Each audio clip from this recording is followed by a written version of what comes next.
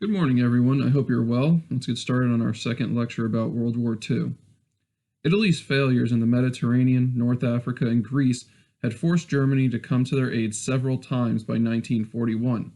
Throughout all of these conquests, though, Hitler was still planning an invasion of the Soviet Union. His plans to build a greater Germany called for having more living and farming space, which meant he felt he needed to conquer not only Poland, but all of the western portion of the Soviet Union as well. Hitler was also convinced that fascism and communism could never coexist in this world. In June of 1941, the German army launched its offensive on the Soviet Union called Operation Barbarossa. This invasion comprised 3 million Axis personnel from Germany, Romania, Finland, Italy, Hungary, Slovakia, and more. It's the largest invasion force in the entire history of war. This new Eastern Front would see the war's largest battles, its most horrific atrocities, and its highest casualties. The Eastern Front would become a quagmire for the Axis, though, as they never truly accomplished their goals in Operation Barbarossa and become stuck at the Battle of Moscow. Hitler had also hoped to achieve victory before the brutal Russian winter, but he failed to do so, which allowed for the Soviet forces to make a winter counteroffensive. Meanwhile, in Japan, the Japanese military had been suffering in its imperial expansion by the severe lack of fuel and steel for their war machine, two products that had been supplied by the United States. The United States had placed an embargo on Japan for their imperialist wars and atrocities that they committed.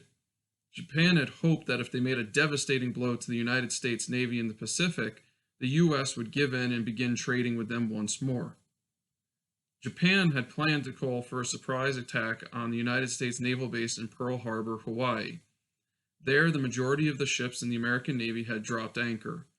Only the aircraft carriers were not present that day because they were out training. And on the morning of December 7th, 1941, Japan attacked Pearl Harbor using 350 aircraft from 6 different aircraft carriers.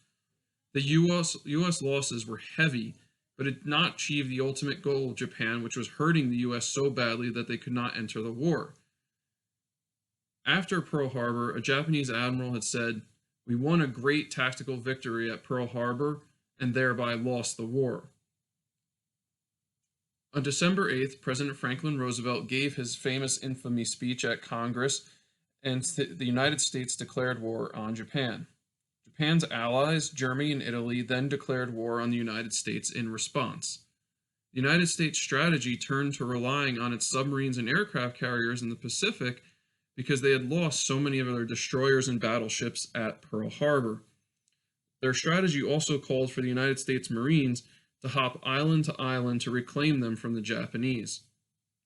The fighting in the Pacific would be brutal for the Marines, as the deeply indoctrinated Japanese soldiers saw surrender as dishonorable. It was unfathomable to them to give up.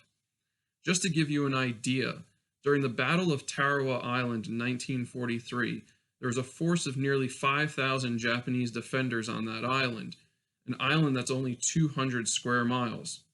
After a 3-day battle, the Marines had killed 4,690 Japanese soldiers, with only 17 being captured. Marine casualties would also be high in this battle, with over 1,000 killed. In North Africa, the United States launched Operation Torch, a combined Allied army comprised of over 100,000 Americans, British, and Free French who invaded North Africa in 3 separate areas along the coasts of Morocco and Algeria. For the U.S. Army, North Africa would be many lessons learned as they faced bloody resistance from the Germans, the Italians, but also from the Vichy French. And when we talk about the Vichy French, we're talking about French forces that were actually collaborating with the Axis. They were on the same side as the Germans and the Italians. I know that sounds very strange, but what happened is France got divided between the Free French, those that wanted to continue fighting against the Axis, and the Vichy French, those that would want to side with the Axis and fight for them. American training and equipment was seen to be inferior to that of the German and even some Italian units in northern Africa. And there were some hard lessons learned there, but those lessons that they learn are going to end up helping them later on when they go and fight in places like Italy and France and Germany.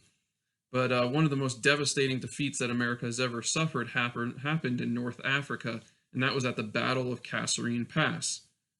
The eventual victory in North Africa is going to basically turn the tide of the war for the Allies, as it shows that Germany is not undefeatable.